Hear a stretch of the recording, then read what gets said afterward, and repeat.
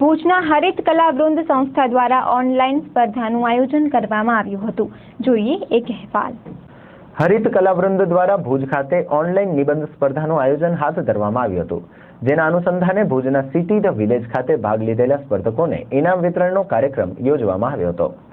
ખાસ કરીને મહિલા સશક્તિકરણના અનુસંધાને ભારતમાં સ્ત્રી સશક્તિકરણ વાસ્તવિકતા કે ભ્રમ એ અનુસંધાને આ સ્પર્ધાનું આયોજન હાથ ધરવામાં આવ્યું હતું, જેમાં મોટી સંખ્યામાં ગુજરાતભરમાંથી સ્પર્ધકો ઉપસ્થિત રહ્યા હતા અને ઓનલાઈન નિબંધ સ્પર્ધામાં ભાગ લીધો હતો।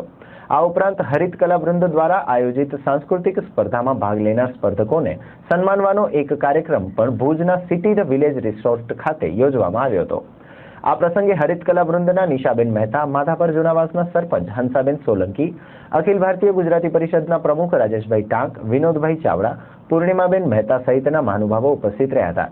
આ કાર્યક્રમમાં વિજેતા સ્પર્ધકોને ઇનામો આપવામાં આવ્યા હતા, તેમજ સંસ્થાની પ્રવૃત્તિઓ અંગે માહિતી આપવામાં આવી હતી। આ કાર્યક્રમ અંગે રાજુભાઈ ટાંક અને હરિત કલાવૃંદના નિશાબેન મહેતાએ ચંચળ ન્યૂઝ સાથે વાત કરી હતી। આજનો પ્રોગ્રામ હરિતા કલાવૃંદ અને ગુજરાતી સમાજ બેનો સંયુક્ત એક કાર્યક્રમ હતો। કાર્યક્રમ હરિતા મહેતા જેઓ ઓસ્ટ્રેલિયાથી કોમ્પિટિશનનો એક પ્રોગ્રામ રાખ્યો હતો, જે ઓનલાઈન હતો, જેની અંદર નિબંધ સ્પર્ધા ને નાના નાના ભૂલકાઓ અને મોટાઓ જેઓ મળીને ઓનલાઈન ઉપર આખું એક આયોજન કર્યું હતું, જેની અંદર હાલમાં જે લોકો ઇનામમાં જે સિલેક્ટ થયેલા છે એનું આજે આ રિસોર્ટની અંદર ઇનામ માટેનો એક કાર્યક્રમ ગોઠવ્યો હતો।